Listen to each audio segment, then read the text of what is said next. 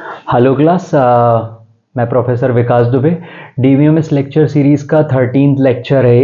Here we are discussing about generalisation, specialisation and aggregation. इसकी बात अपन यहाँ पर करने वाले हैं। तो बहुत इंपॉर्टेंट कॉन्सेप्ट है। तो सबसे पहले स्टार्ट करते हैं जनरलाइजेशन से। जनरलाइजेशन एग्जैक्टली क्या है? देखें, ये एंटिटी सेट तो आपको पता है। एंटिटी सेट क्या होता है? एंटिटी सेट जहाँ पर हमने एक पर्टिकुलरली एक एंटिटी की इंफॉर्मेशन रखी हुई है। जैसे कि आप यहाँ देख सकते हो, मेरे पास एक फैकल्टी नाम का एंटिटी है, एक स्टूडेंट नाम का भी एंटिटी है मेरे पास। तो ये दोनों एंटिटी एक दूसरे से अलग अलग हैं, एक दूसरे से अलग अलग हैं। जैसे कि आप देखें, स्टूडेंट जो है बिहेवियरल सेंस में अगर आप इसको समझें तो फीस देता है कॉलेज में, ठीक है। On the other hand faculty जो है वो सैलरी लेता है कॉलेज से, ठीक है। तो यहाँ पर अगर आप बिहेवियरल सेंस में समझें तो दोनों फैकल्टी और स्टूडेंट अलग अलग तरह के एंटिटी है, लेकिन there are certain something which is common in both the entities. क्या कॉमन है भाई?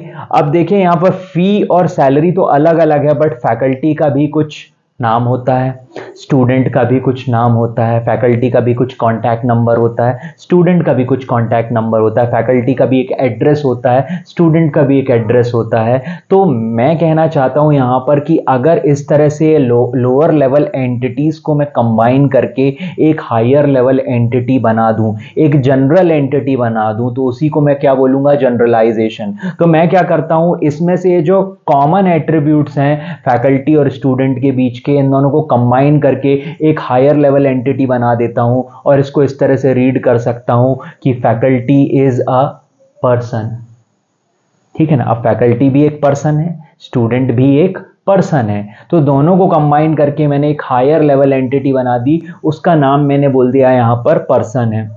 और ये पर्सन के अंदर फैकल्टी का रिकॉर्ड भी आ सकता है, स्टूडेंट का भी रिकॉर्ड आ सकता है, और वो कॉमन कॉलम्स आ सकते हैं जो हमें चाहिए, जैसे कि name and address and even the contact number. तो वो अब मैं यहाँ पर ये कह सकता हूँ कि मैंने लोअर लेवल एंटिटीज को कंबाइन करके एक हायर लेवल एंटिटी बना दी यहाँ पर, जिसका नाम मैंने बोल दिया है पर्सन है। और this is nothing but a bottom up approach, जहाँ पर लोअर लेवल एंटिटीज को कंबाइन करके उनके कॉमन एट्रीब्यूट्स को मिला के मैंने एक हायर लेवल एंटिटी बना दी और उसको मैंने एक नया नाम दे दिया पर्सन।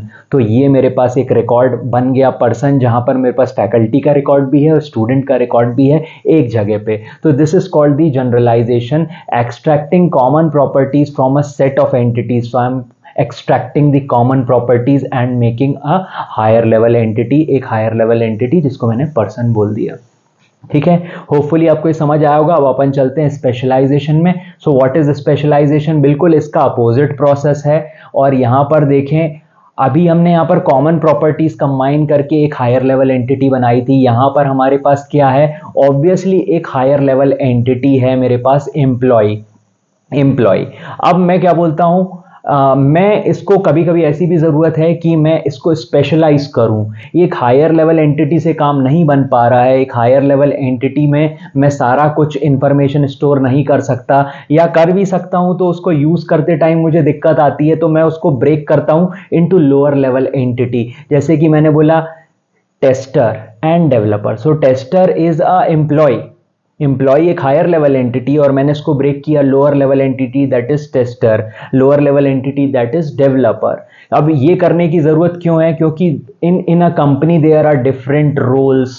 टेस्टर अपने आप में एक रोल है और डेवलपर एक अपने आप में रोल है, डेजिग्नेशन है। तो यहाँ पर एक बात ध्यान देने वाली है कि यहाँ पर टेस्टर के प्रिविलेजेस कुछ अलग होंगे, डेवलपर के प्रिविलेजेस कुछ अलग होंगे।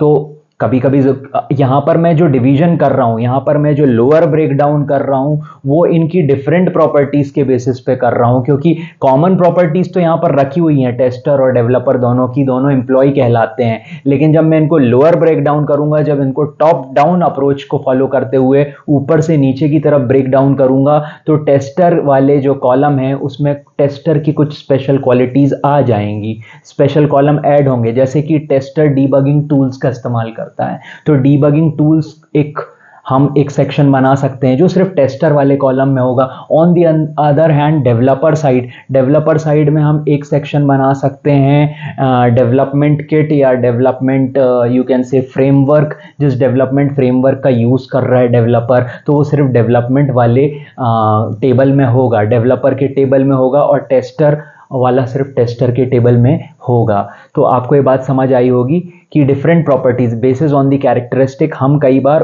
ऊपर से नीचे की तरफ भी इसको ब्रेक डाउन करते हैं, and that is only called the top down approach, तो ऊपर से नीचे की तरफ। Okay, and last one we have is the aggregation which is very very important here. और एग्रीगेशन क्या चीज होती है भाई, आप देखें इसको एक मैं आपको समझाऊं, ER डायग्राम आप लोग बनाते हैं। ER डायग्राम क्या रिप्रेजेंट करता है? ER डायग्राम रिप्रेजेंट करता है कि भाई दो एंटिटीज के बीच में रिलेशनशिप, दो एंटिटीज के बीच में, मेरे पास प्रोजेक्ट है और एम्प्लॉय, इन दोनों के बीच का रिलेशनशिप रिप्रेजेंट कर सकता हूं that employ works on project.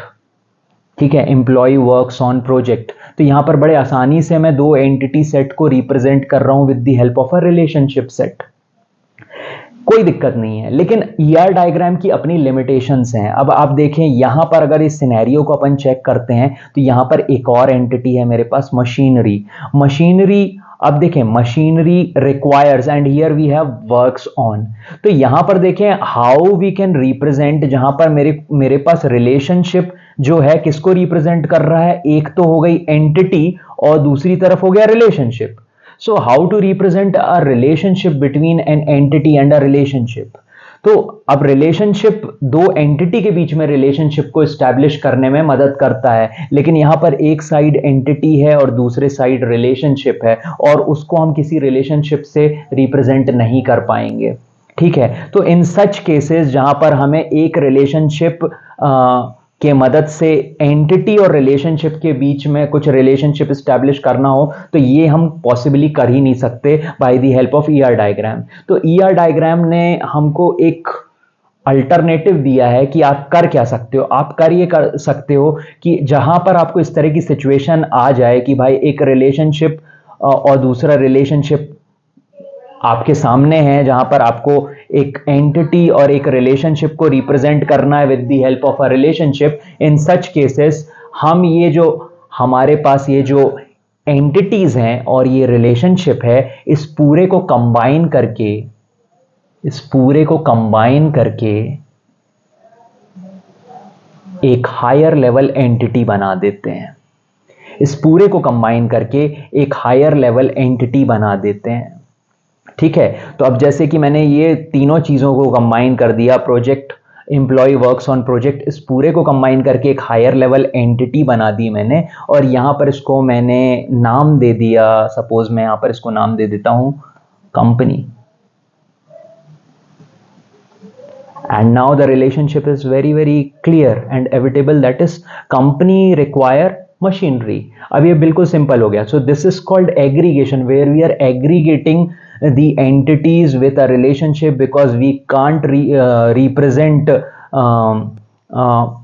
entity and a relationship with the help of another relationship। So in such cases aggregation works for us. तो यहाँ पर एग्रीगेशन का हम इस्तेमाल करके इसको एक हायर लेवल एंटिटी बना देते हैं, उसको एक नया नाम दे देते हैं और उसको रिप्रेजेंट कर सकते हैं that a company requires machinery. तो होपफुली आपको ये तीनों चीज़ें अच्छे से समझ आ गई होगी।